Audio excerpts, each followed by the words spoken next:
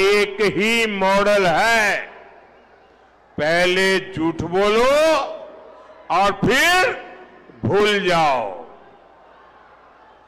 चुनाव जीतने के लिए आसमान से तारे तोड़ करके लाने के वादा करते हैं और सरकार बनने के बाद ये बहाने करने लगते हैं।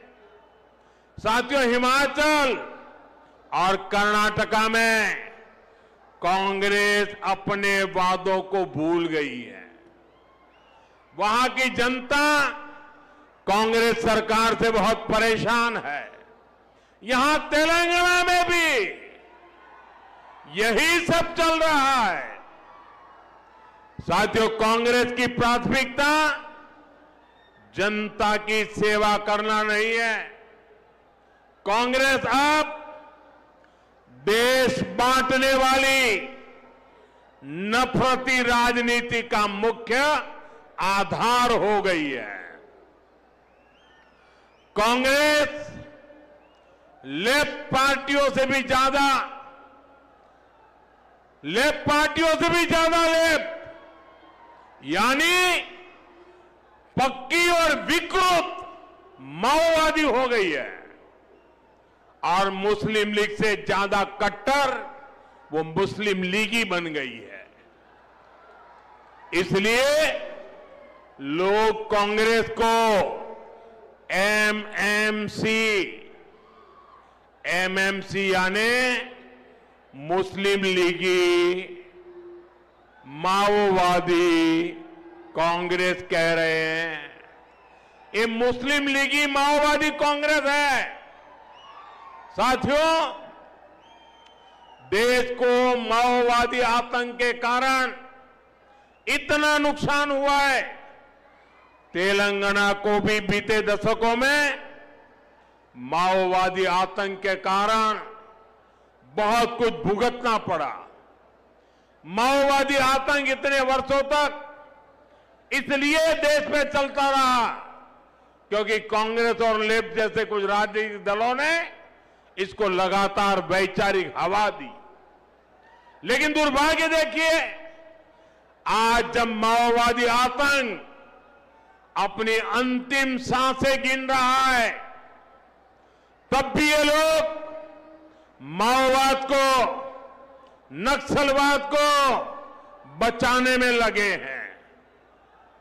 बीते 11-12 सालों में कांग्रेस के शाही परिवार ने लगातार कोशिश की है कि माओवादी आतंक के खिलाफ एक्शन न हो। साथियों, मैं जानता हूं कि तेलंगाना की जो पुलिस है उसको अगर खुली छूट मिलती तो मुझे पक्का विश्वास है ये पुलिस अपनी ताकत से केंद्र की नीतियों के साथ कदम मिलाकर अगर वो चलती तो बहुत पहले ही माओवादी आतंक का खात्मा हो चुका होता। लेकिन इन लोगों ने साथ नहीं दिया। इसलिए देश को माओवादी आतंक को पूरी तरह कुचलने में इतना वक्त लग गया।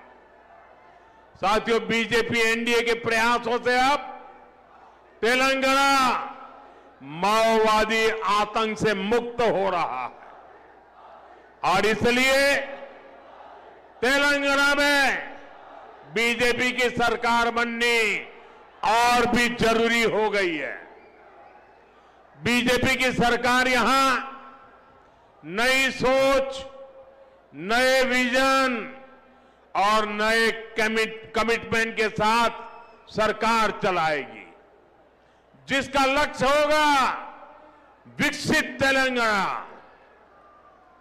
साथियों, आज भारत तेजी से विकसित होने के लक्ष्य की तरफ आगे बढ़ रहा है, लेकिन इस समय भारत कई विराट चुनौतियों का मुकाबला भी कर रहा है।